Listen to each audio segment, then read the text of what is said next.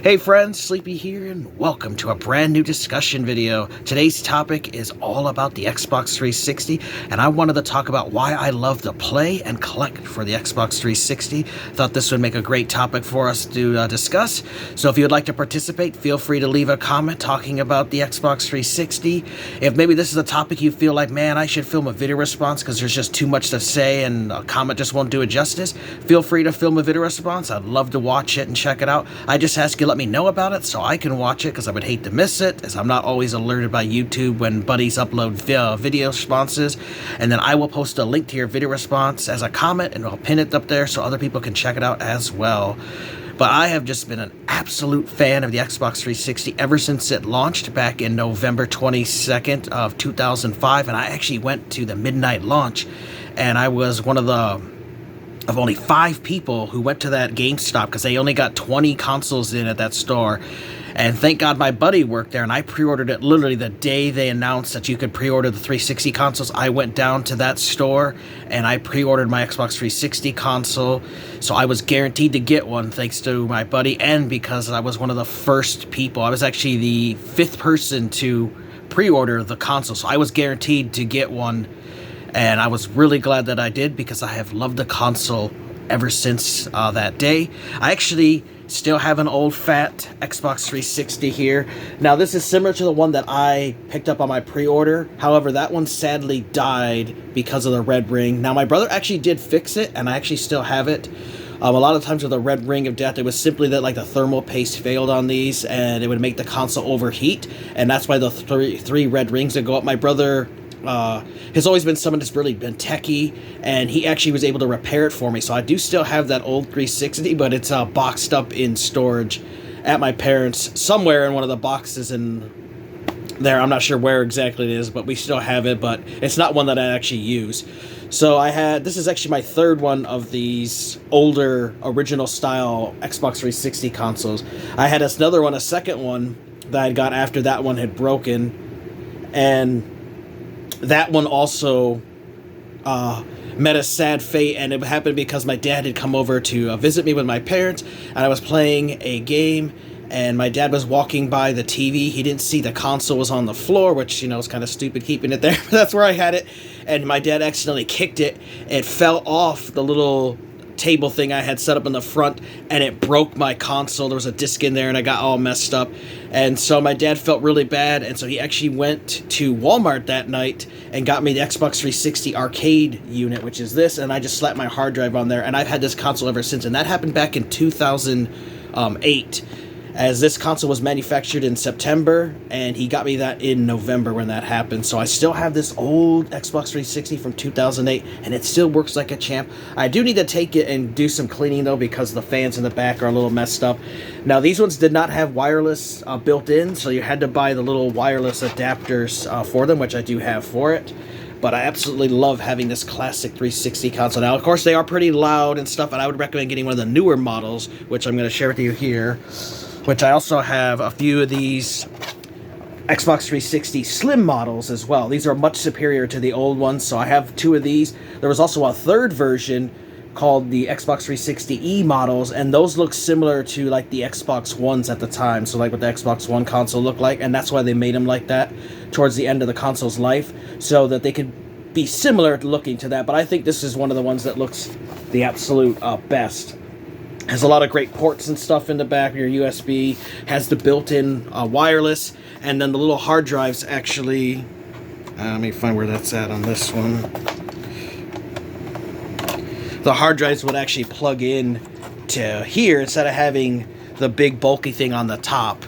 So they did do a lot of improvements with the Xbox 360 Slims and the E models, and so this is definitely the kind of console you'd want to get, is this model or the E model. Try to stay away from those original fat ones, as they do fail a lot, and they're really super loud, like jet engines going off, but these ones are pretty quiet and very reliable. So I have several different backup consoles. I do own one collector console, which is a Resident Evil 5 console that my brother had bought. He gave that to me, so I still have it in box and everything. Fantastic system. But I was just a huge fan of it because I love the original Xbox. Now, I know a lot of people back in the day weren't big fans of the original Xbox, but I absolutely loved it. It was all thanks to the original Halo. That just made me fall in love with Xbox. And I eventually collected a full North American set for the original Xbox. I love the console that much. And so I was super excited for Xbox 360. Now, a lot of people I knew, friends, were like, nah, I don't know if I'm going to get that 360 console, man. I'm going to go with PlayStation 3. You know, I love PlayStation 1 and 2. They've got a proven track record of amazing games, and their consoles are awesome, you know. A lot of them were like, you know, we weren't big fans of the original Xbox. You know, there was Halo and a couple other games, but, you know, we didn't really like it. So a lot of people weren't really excited for the Xbox 360 here locally that I had talked to. Even my buddy at the GameStop that worked there, he was like, yeah, you know, I could pre-order one, but I really don't know if it's going to be a good console. You know, I mean, Microsoft doesn't have a lot of great credit with the way the original Xbox was. You know, there were some good games for it, but it just really wasn't a console for me. Not like PlayStation 2. You know, that was an amazing console. And I'm also a big fan of the PlayStation 2, so I could understand why a lot of people were hesitant to jump on the Xbox 360 bandwagon right out of the gate. Because, you know, you're like, well, I didn't really love the original Xbox that much, so I'm not putting a lot of stock in that the 360 is going to be amazing. And boy, were most people wrong. And I'm glad to say that the Xbox 360 has received a lot of love over the years since then. But it was really that first year or two, a lot of people just weren't the biggest fans of the Xbox 360 compared to like a PlayStation 3 or a PlayStation 2 launch. I was literally only 5 people actually showed up to the midnight launch at the GameStop that they had for the console. My buddy was there running the store, and they had pizza that night. They had pop, they had trivia questions, and it was just a fun time. I got there at 8, and I was there till like 12:30 or so, and it was literally just the 5 of us showed up because we had a piece of paper back then GameStop would give you that guaranteed your place in line, and I was number 5. You know, they were expecting to have like the 20 or more people show up for the console, because they only did get 20, which they were mentioning to customers. They're like, hey man, we only got 20 consoles coming in, and we already have 20 people who pre-ordered. They're guaranteed one. You'll be the next shipment or the third shipment or fourth shipment, because they were really difficult to get for a while, and people were scalping them on eBay for $1,000 and $800. And my buddy Dean was telling me that where he lived in California, that people were getting mugged over them and stabbed in parking lots, and just people were going crazy over them in some states for the 360s, and they were really, really difficult to get. So I'm really blessed that I was able to get it on a launch night.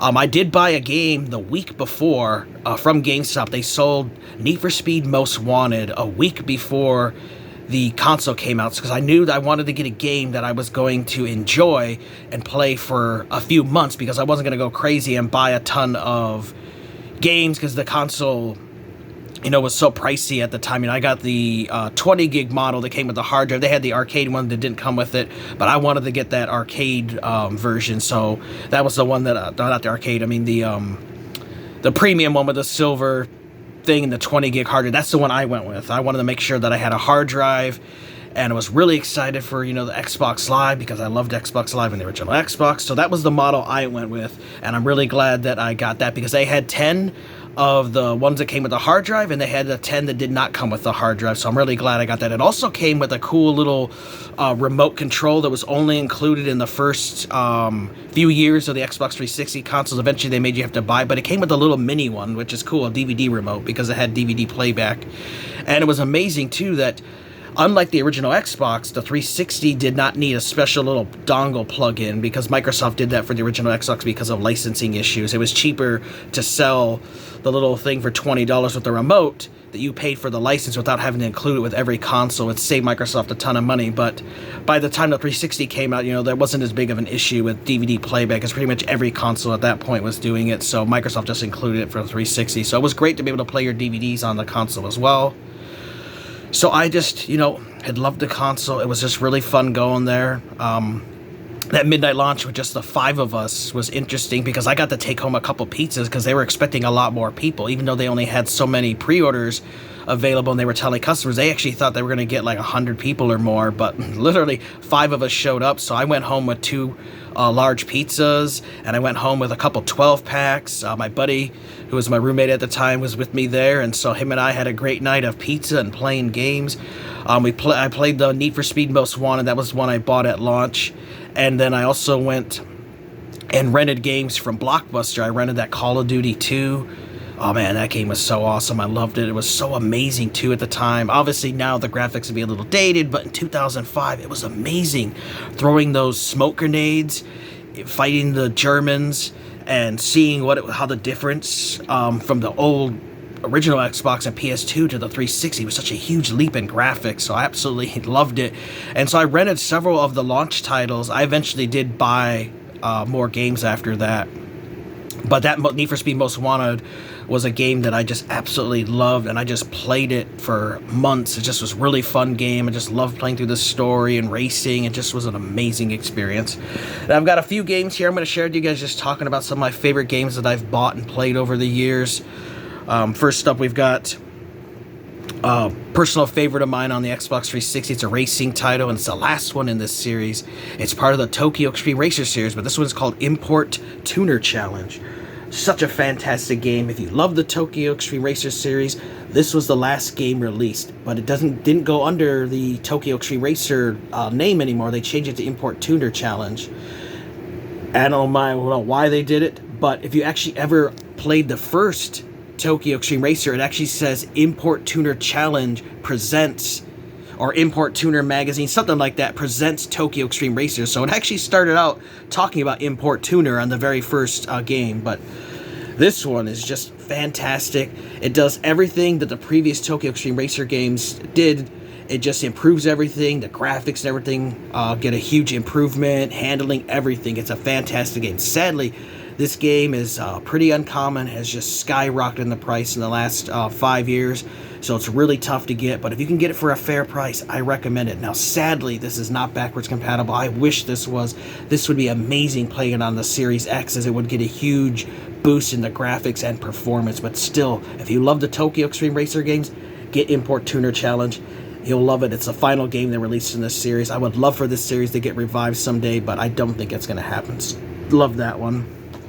Another one here is one that I've actually started playing this week, and you guys will see it in a future, in one of my weekly gaming playlist videos, but that was Bound by Flame. And this is a really cool third-person action RPG created by spiders. Now, it's kind of janky like their other RPGs are, but it has such a charm to it, and I absolutely love this game. So you play as a mercenary who gets possessed by a flame demon, and there's a whole story mode where you can either embrace letting the demon take over you and using his powers, or you can stay human, and it'll affect how people react to you and the story and everything. But that was a really fun game. A lot of great action RPGs on the 360.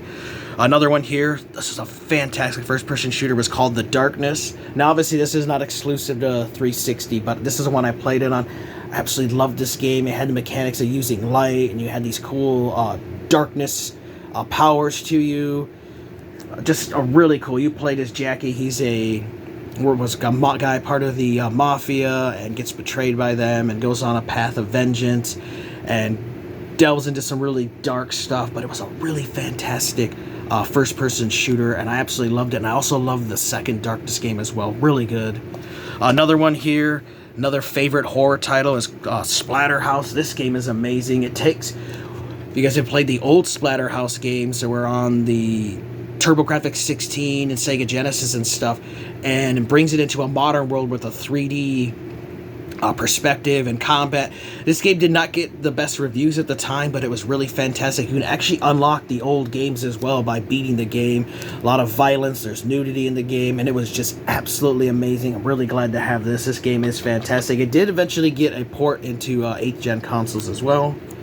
Another one here is a series I love, first-person shooters. It was Fear, and this one here is Fear 3, which actually came with a bonus Orphan movie DVD. There were a few Xbox 360 games. They came bundled with actual movies. There was like I think it was Lego Batman came with like the Batman movie, and Harry Potter came with the Harry Potter movie, but it was really cool. And you can still see I paid $4.95 for this at a little random game store at a mall by me, and I just thought, hey, this is kind of neat. I've never seen a 360 game with a bonus DVD in it before.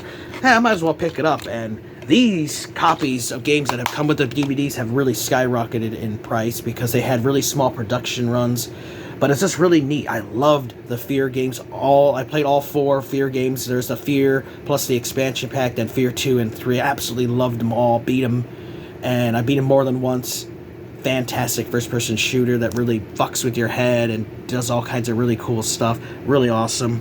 Another one here. I went to the midnight launch for this. Absolutely favorite game in this series of all time. It's Ghostbusters, the video game.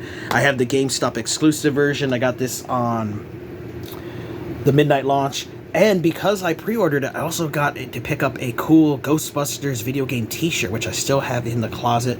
Love this game. I've beat this multiple times, even on the hardest difficulty. This is basically the Ghostbusters 3 movie that we never received. You get to play as a new recruit, and you go through the New York City investigating ghosts and stuff, and a really great story. And you get to be part of the Ghostbusters, and all 4 of the original actors came back to voice the characters. So before Harold Ramis died.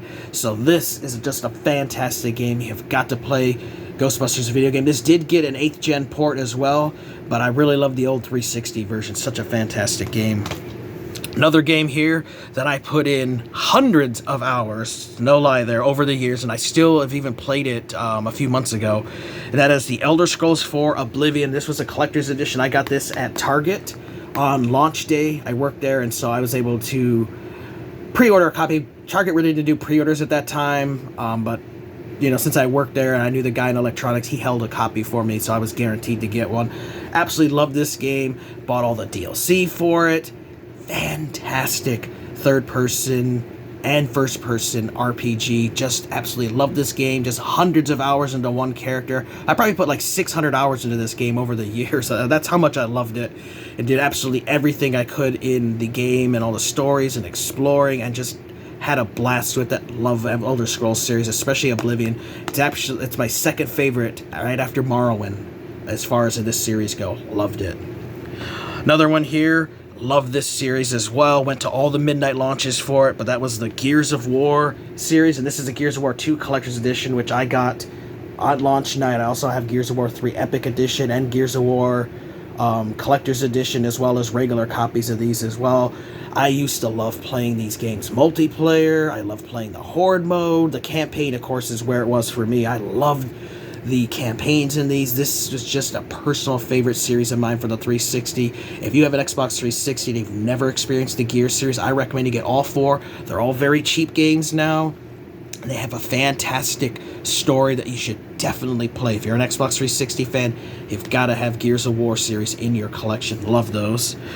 Also got some cool Transformers games, as I'm a huge fan of the old Transformers, and I love the G1 Transformers, and there were some awesome games for the 360, which I own all of them. This is just a couple of them here, but these are 2 of my favorite.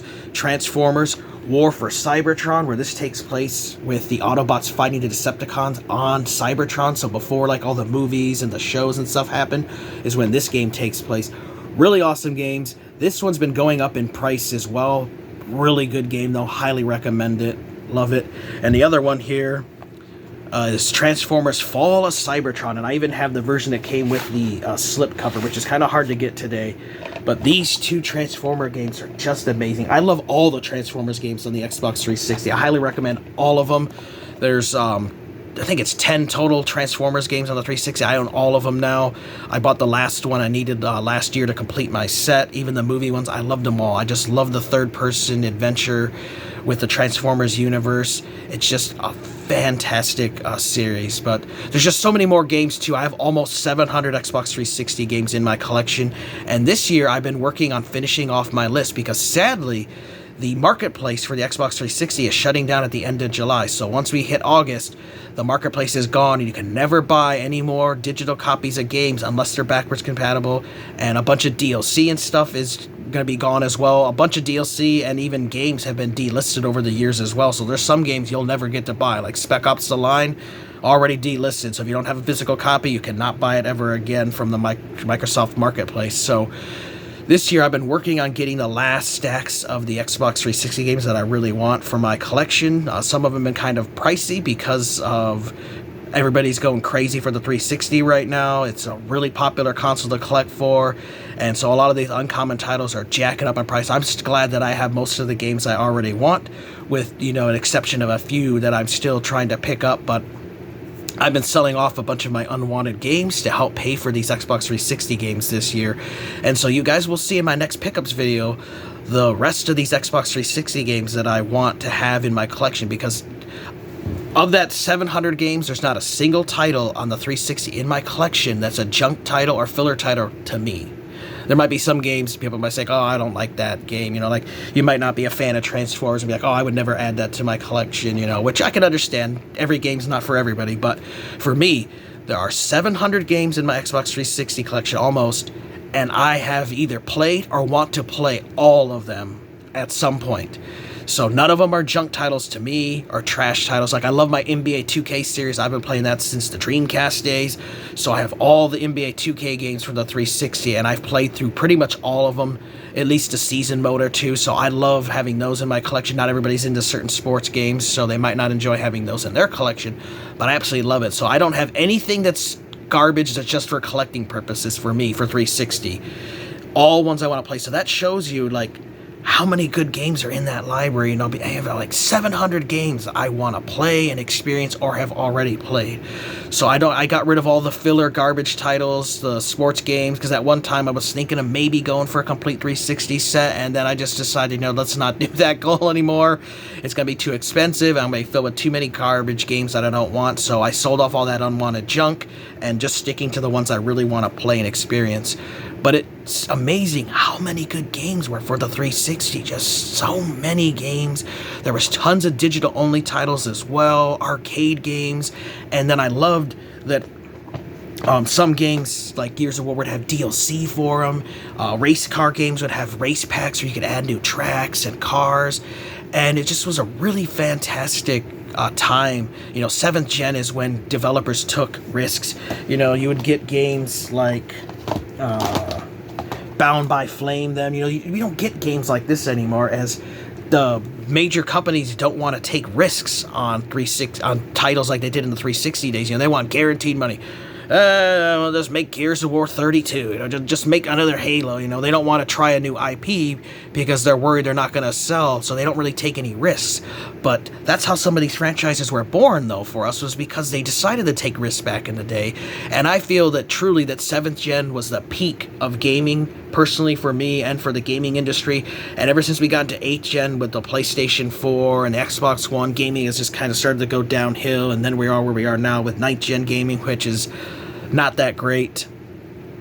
But 360, man, that was just a fantastic console, and just one that I absolutely love having and collecting for. And I highly recommend you guys collect for the Xbox 360 if you never have.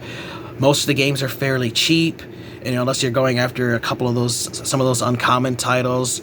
But you can get a lot of great games for really cheap. The consoles aren't priced too bad. Just make sure you stick to these models, you know, the S model or the E model. Stay away from the big fatty original ones because they're not very reliable. But you'll have just tons and tons of fun, as there's a lot of games out there you can get for really cheap. Project Gotham Racing, the Gears of War, Halo games, they're all really cheap games, and I think you guys would enjoy them. But I just love the 360, and it's a console that I am looking forward to playing for many years to come. It's such a shame that after 19 years, the 360 marketplace is going to close down. But I knew it was going to happen eventually. You know, all good things must come to an end, and I'm actually surprised they supported the console for this long. You know, usually consoles die off after like 7, 8, 10 years. You know, they would just, they're done with it. But Microsoft has supported it for 19 years, which is a great run for the system. So such a fantastic console. Highly recommend you guys collect for it. Absolutely love it. But let me know, did you guys like the 360? Did you guys get it at launch day? What are some of your favorite games that you love to play on the Xbox 360s? I'd love to know. If you own the different models of the 360, do you guys own any of the cool special consoles that are out there, like the Gears of War 360 or the Star Wars R2-D2 one? There are some really cool collector's edition consoles for the Xbox 360. I absolutely love them. I may get a couple of those down the road, and I'll swap out the ones that I have if I ever do. But it's just a really good console that I've loved. You know, 7th gen for me, just fantastic. You know, just can't beat the fun factor of 7th gen video games. You know, I do like modern gaming, but nothing will touch 7th gen for me. It's just personally my favorite console generation of all time, and I just absolutely loved it. So you guys will be seeing here in this next pickup video, you guys see me picking up a bunch of the 360 games, the last of the titles I want to get, because I want to be done buying and collecting for the Xbox 360 this year. So it's going to be a great year for me, tons of games to play, and I'm looking forward to. It's just going to be a really good year, guys. So let me know your guys' thoughts, though, you know, how you guys like the Xbox 360. Would love to hear your thoughts. Feel free to leave a comment, or if you feel like filming a video response because you think it'd be better, let me know. I'd love to check it out, and I will post a link to your video response so other people can check it out as well. I want to thank you guys for watching. Take care. You guys have an amazing day, and Sleepy will see you next time.